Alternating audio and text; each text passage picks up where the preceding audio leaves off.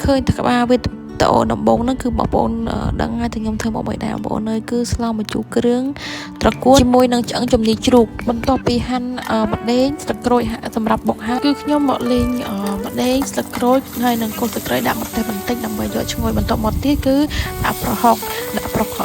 ហើយបន្ទាប់មកទៀតគឺដាក់គ្រឿងដែលបុកហើយហ្នឹងបងប្អូនលេងគ្រឿងឲ្យរៀងឡើងក្រហមបន្តិចបើខ្ញុំដាក់ឆ្អឹងជំនីលីងចូលជាមួយដែរបងប្អូនហើយដាក់គ្រឿងយកតែម្ដងមានដូចជាម្សៅស៊ុបមួយស្លាបព្រាទឹកខ្មុំបន្តិចហើយនឹងប៊ីចេង2ស្លាបព្រាតូចចឹងណាបងប្អូនលេងឆ្អឹងជំនីហើយនឹងគ្រឿងឲ្យរៀងចូលជាតិបន្តិចហើយបាទខ្ញុំដាក់ថែមទឹកដើម្បីរំងាស់ឆ្អិនសាច់ចឹងណាបងប្អូនឆ្អឹងជំនីឆ្អិនហើយបាទខ្ញុំដាក់អំប៉ាល់ទុំហើយនឹងត្រកួនចុងក្រោយគេមកអស់ហើយបងប្អូនសម្លម្ជូរគ្រឿងត្រកួនជាមួយឆ្អឹងជំនីជ្រូក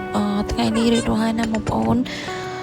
ធ្វើរួចហើយតោះតែញ៉ាំជាមួយខ្ញុំទាំងអស់គ្នាណាបងប្អូនថ្ងៃនេះខ្ញុំមានហូបដល់12មុខ